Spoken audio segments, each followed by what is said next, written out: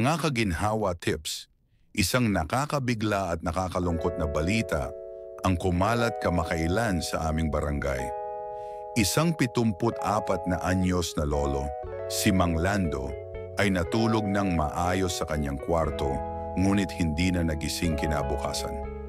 Walang palatandaan ng karamdaman, walang reklamo ng pananakit ng katawan at sa huling pag-uusap namin sa kanya, masigla pa siya. Ang tanong, bakit? Paano nangyari ito? Ayon sa mga doktor, maraming posibleng dahilan kung bakit hindi na nagigising ang isang senior sa kanilang pagtulog. At ang mas nakakabahala, kadalasan kaugnay ito sa mga simpleng ugali na ginagawa nila bago matulog. Mga gawi na akala natin ay normal at walang epekto, pero sa katunayan ay tahimik na sumisira sa katawan, lalo na sa edad na 60 pataas. Sa video series na ito, tatalakayin natin ang 10 delikadong ugali bago matulog na maaring maging sanhi ng biglaang kamatayan habang natutulog. Tulad ng sinapit ni Mang Lando, gusto naming mailigtas ang mga lolo at lola, mga nanay at tatay, at kahit ikaw na nagmamalasakit sa senior health mula sa kaparehong trahedya. At magsisimula tayo sa mga ugali 1-2 ngayong. Maghanda ka dahil baka isa sa mga ito ay ginagawa rin sa bahay. Pagkain ng mabigat na hapunan late at night, lalo na ang mamantika at maalat. Si Aling Rosa, 70 anyos, ay may paboritong routine gabi-gabi. Nanonood ng telenovela habang kumakain ng pritong tuyo, itlog, at kanin bandang 9:00 ng gabi. Akala niya ay comfort food lang ito para masarap ang tulog. Pero ayon sa mga eksperto, ang pagkain ng mabigat, mamantika o maalat sa gabi ay maaaring magdulot ng indigestion, mataas na blood pressure at acid reflux, mga kondisyon na tahimik na umaatake habang tayo'y natutulog. Bakit delikado ito sa mga seniors? Sa edad 60 taas, bumabagal na ang digestion. Ang sobrang sodium sa maalat na pagkain ay nagpapataas ng presyon. Ang mantika ay nagiging sanhi ng inflammation sa blood vessels. Kapag pinagsama-sama ito, pwedeng matrigger ang stroke or heart attack sa gitna ng pagtulog. At tulad ni Mang Lando, hindi na magigising pa. Ano ang dapat gawin? Kumain ng hapunan 3 hanggang 4 na oras bago matulog. Iwasan ang pritong pagkain at processed food sa gabi. Mas mainam ang sabaw na may gulay, saging na saba, o kamote na may konting asin. Pag-inom ng pain reliever o maintenance na walang supervision, si Mang Efren, 76 na taong gulang, ay sanay uminom ng over-the-counter pain reliever gabi-gabi dahil sa pananakit ng kasukasuan. Hindi na siya kumukonsulta sa doktor dahil sanay na raw siya rito. Pero alam mo bang ang ilan sa mga gamot na ito ay may side effects na tahimik na umaatake sa kidney o liver, lalo na kung iniinom bago matulog at walang laman ng tiyan. Bukod dito, may mga gamot na nagdudulot ng pagbaba ng blood pressure habang natutulog. Pwedeng humantong sa sobrang baba ng presyon na hindi na nagigising. Medical insight, may mga gamot na tinatawag na sedative antihistamines o opioid-based na pampawala ng sakit. Nagdudulot ito ng matinding pagkaantok pero binabawasan ang oxygen sa katawan. Ang sobrang babang oxygen habang natutulog ay pwedeng humantong sa cardiac arrest o respiratory failure. Anong dapat gawin? Huwag basta-basta uminom ng gamot kung hindi niresitang regular ng doktor. Kung kailangan talaga, siguraduhing may pagkain sa tiyan at sundin ang tamang dosage. Magtanong sa doktor kung kailan pinakamainam inumin ang maintenance. May mga gamot na dapat sa umaga. 3 pagtulog ng galit o may sama ng loob. Marami sa atin, lalo na ang matatanda, ay may mabigat na dinadala sa puso. Halimbawa, si Aling Remy, 74 na anyos. Matapos makasagutan ng kanyang anak, natulog siyang masama ang loob. Kinabukasan, hindi na siya nagising. Ayon sa doktor, tumaas daw ang kanyang blood pressure ng husto habang natutulog na naging sanhi ng kanyang pagkamatay. Kapag ang isang tao ay natutulog na puno ng galit, stress o lungkot, hindi nakakakuha ng maayos na pahinga ang puso at utak. Ang cortisol, ang stress hormone, ay nananatiling mataas na nagdudulot ng pagtaas ng blood pressure, hindi maayos na heart rhythm, at kawalan ng restorative sleep. Para sa mga seniors, ito ay delikado. Mas makakabuti kung bago matulog ay matutong magpatawad, magdasal, o gumawa ng simple breathing exercises para maibsan ang loobin. Ang isang payapang puso ay mas malapit sa maayos na tulog at mas malayo sa panganib. Ika-4 na pagkakalat ng mga matitinding ilaw sa kwarto. Habang natutulog si Mang Tonyo, 72 taong gulang, ay mahilig mag-iwan ng ilaw sa kwarto habang natutulog. Para sa kanya, nakakagaan ito ng pakiramdam at nakakatulong na hindi siya matakot sa dilim. Pero alam mo ba, ang matitinding ilaw, lalo na yung mga mula sa cellphone, LED o fluorescent, ay nakakaistorbo sa natural na proseso ng pagtulog. Medical insight, ang ilaw ay nakakaapekto sa produksyon ng melatonin, ang hormone na nagre-regula ng ating biological clock at nagpapadama ng antok. Kapag mababa ang melatonin sa gabi, nagiging mahirap ang malalim na tulog, bumabagal ang recovery ng katawan, at tumataas ang panganib sa hypertension, diabetes, at iba pang chronic diseases. Sa mga seniors, mas malala ito dahil bumabagal na talaga ang mga natural na proseso ng katawan.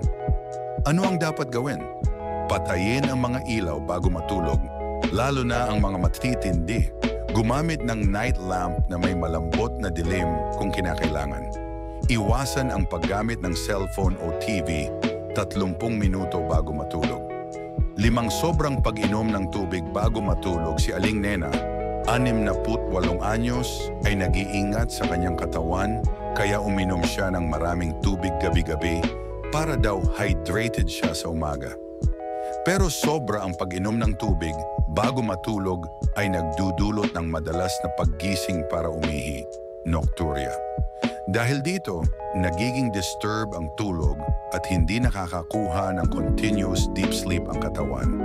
Medical insight, ang madalas na paggising sa gabi ay nagdudulot ng pagtaas ng blood pressure at sa stress hormone levels. Sa mga seniors, ito ay nagpapahina ng puso at utak at nagpapalala ng mga kondisyon tulad ng heart failure at dementia. Ano ang dapat gawin? Uminom ng tubig ng sapat hanggang 2-3 oras bago matulog.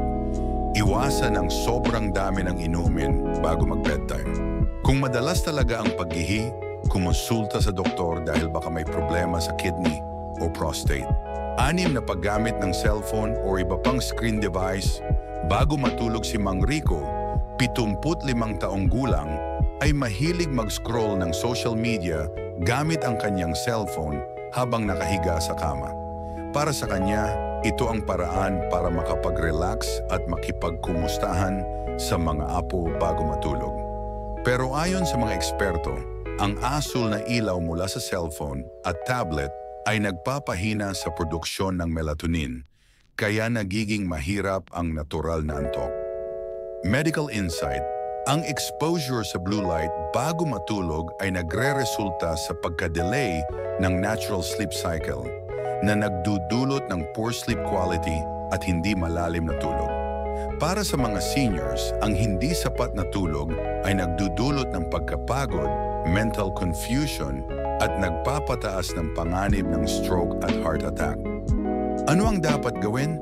Iwasan ang paggamit ng cellphone o tablet 1 oras bago matulog. Kung kailangan, gumamit ng night mode o blue light filter sa device. Mas mainam ang pagbabasa ng libro o pakikinig ng relaxing music bago matulog. Example, si Mang Rico ay napansin na madalas siyang napapagod at nalilito sa araw, kaya napayuhan siya ng kanyang anak na bawasan ang paggamit ng cellphone bago matulog. Nang gawin niya ito, unti-unti siyang nagkaroon ng mas maayos na tulog at mas maliwanag na pag-iisip. 7 pagtitigil sa mga medikasyon nang walang konsultasyon sa doktor. Si Aling Liling, 73 anyos, ay tumigil sa pag-inom ng kanyang maintenance medication dahil sa takot sa side effects. Hindi niya ito ipinaalam sa doktor. Ngunit ang biglaang pagtigil sa mga gamot tulad ng blood pressure meds ay maaaring magdulot ng rebound hypertension na nagtatrigger ng stroke o heart attack sa gabi. Medical insight. Ang hindi regular na pag-inom ng maintenance meds ay nakakapagpataas ng panganib ng malubhang komplikasyon, lalo na sa mga seniors. Ano ang dapat gawin? Huwag titigil sa gamot nang walang konsultasyon sa doktor. Kung may side effects, ipaalam agad sa healthcare provider para mabigyan ng alternatibo. Regular na check-up para matiyak ang tamang dosage at gamot. Example, si Aling Liling ay nakaranas ng mataas na blood pressure at dinala sa emergency room. Doon nalaman ng pamilya niya na ang biglaang pagtigil niya sa gamot ang naging dahilan. Simula noon, nagkaroon siya ng regular na follow-up sa doktor. 6 na paggamit ng cellphone o iba pang screen device bago matulog si Mang Rico, 75 taong gulang, ay mahilig mag-scroll ng social media gamit ang kanyang cellphone habang nakahiga sa kama. Para sa kanya, ito ang paraan para makapag-relax at makipagkumustahan sa mga apo bago matulog. Pero ayon sa mga eksperto, ang asul na ilaw mula sa cellphone at tablet ay nagpapahina sa produksyon ng melatonin, kaya nagiging mahirap ang natural na antok. Medical insight. Ang exposure sa blue light bago matulog ay nagre-resulta sa pagka-delay ng natural sleep cycle na nagdudulot ng poor sleep quality at hindi malalim na tulog. Para sa mga seniors, ang hindi sapat na tulog ay nagdudulot ng pagkapagod, mental confusion at nagpapataas ng panganib ng stroke at heart attack. Ano ang dapat gawin? Iwasan ang paggamit ng cellphone o tablet 1 oras bago matulog. Kung kailangan, gumamit ng night mode o blue light filter sa device. Mas mainam ang pagbabasa ng libro o pakikinig ng relaxing music bago matulog. Example, si Mang Rico ay napansin na madalas siyang napapagod at nalilito sa araw, kaya napayuhan siya ng kanyang anak na bawasan ang paggamit ng cellphone bago matulog. Nang gawin niya ito, unti-unti siyang nagkaroon ng mas maayos na tulog at mas maliwanag na pag-iisip. 7 pagtitigil sa mga medikasyon nang walang konsultasyon sa doktor. Si Aling Liling, 73 anyos, ay tumigil sa pag-inom ng kanyang maintenance medication dahil sa takot sa side effects. Hindi niya ito ipinaalam sa doktor. Ngunit ang biglaang pagtigil sa mga gamot tulad ng blood pressure meds ay maaaring magdulot ng rebound hypertension na nagtatrigger ng stroke o heart attack sa gabi. Medical insight. Ang hindi regular na pag-inom ng maintenance meds ay nakakapagpataas ng panganib ng malubhang komplikasyon, lalo na sa mga seniors. Ano ang dapat gawin? Huwag titigil sa gamot nang walang konsultasyon sa doktor. Kung may side effects, ipaalam agad sa healthcare provider para mabigyan ng alternatibo. Regular na check-up para matiyak ang tamang dosage at gamot.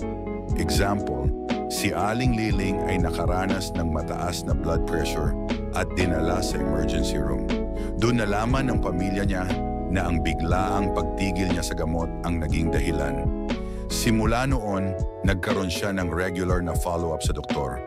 Ang buhay ay mahalaga, lalo na sa pagtanda.